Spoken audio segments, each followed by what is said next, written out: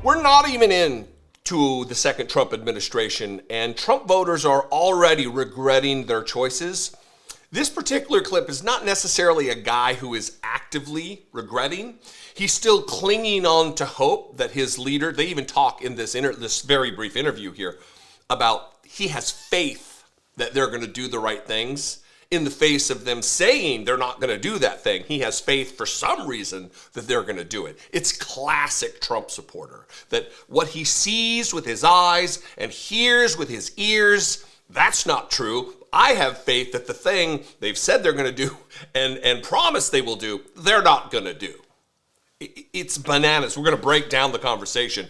This is a CNN reporter in South Dakota on a guy's dairy farm, talking to him about the promises of the Trump administration of mass deportation. He even talks about the percentage of employees that he has who are not U.S. born. And when she presses him about their immigration status, he's like, I don't know. They filed the paperwork. We got the paperwork. There is there. He just flustered. Nonsense. He doesn't want to admit to knowing that he's hiring illegal immigrants, illegal laborers that make the economy run.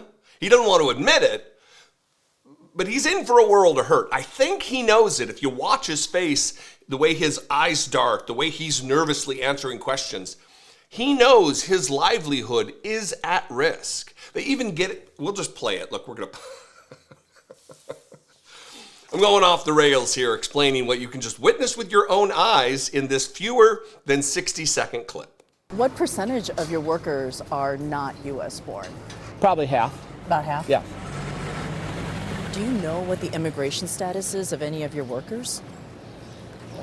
I don't know. Do you ask? Well, can you ask? We have the right papers on file, and they're there is there. Are you worried if there were a mass roundup of undocumented migrants that you might lose workers? You might not have enough workers. How are they going to do that? Nobody will be filling the shelves. Nobody will be producing food. Within 2 days, we will not have food. There will not be food anywhere. 2 days? Yes. Does Governor Noem understand that? I would think so. I'm pretty sure. It sounds like you have a lot of faith that they're not going to do what they're saying. That's pretty much what I'm thinking. So we have to trust in our officials that are put in place.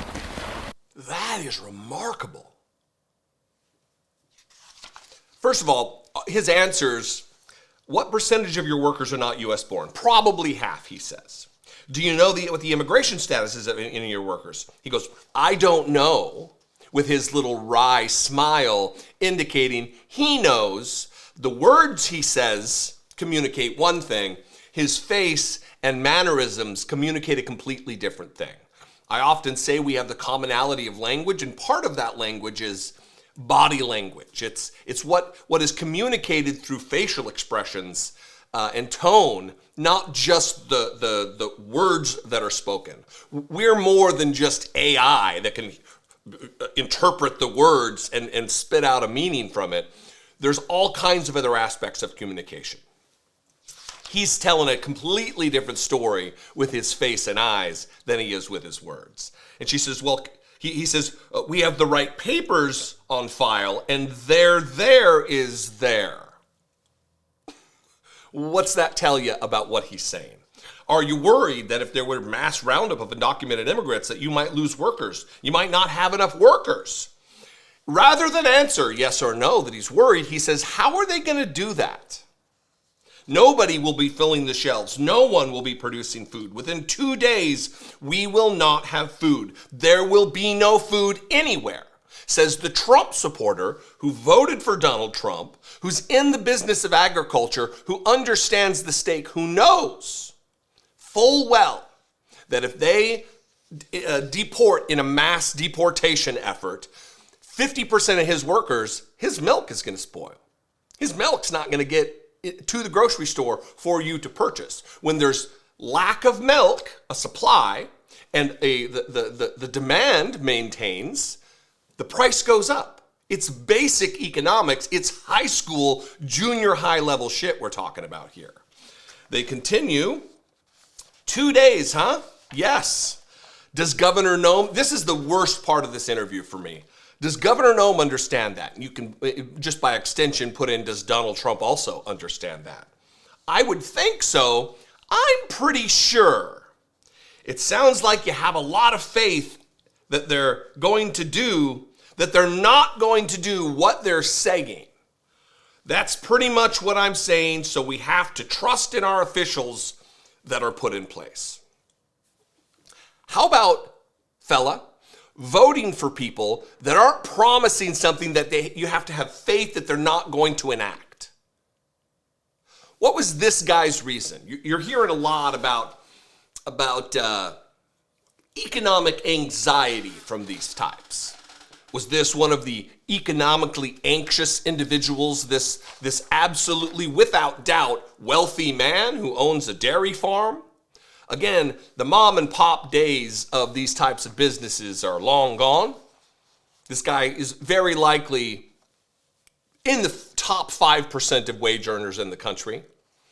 So why did he vote for Donald Trump? This economically stable individual. Was it racism? Because he knew what they promised. He's ostensibly a smart guy. Why did he vote for Donald Trump when they promised mass deportation? And he's going to get it. He's going to get mass deportation if Donald Trump is true to his word, if MAGA gets their way. And where will we be left? Where will he be left? Where will his employees be left? Where will the other Trump supporters who were so worried about inflation, where will they be left when their milk goes from $6 or $7 a gallon to 8 or 10?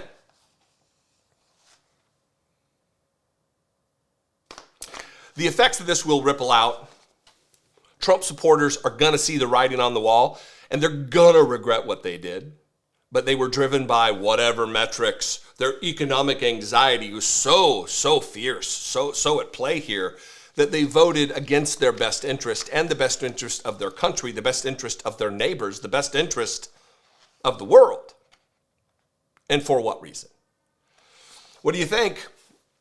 I invite you to this conversation. You can comment below. That would be great. It helps the algorithm to share this content with new subscribers, possible subscribers. I'm very close to 900,000 subscribers. If you're not already, click the button. It's free to subscribe. That would be great. You can also become a channel member and help support independent media in these very tenuous times. Click the join button below, become a channel member for $2 a month. You can go to my Patreon page, patreon.com/IDoubtItPodcast. Follow me on social media. I am at Dollemore, and I will see you next time. Be genuine. Take care of one another.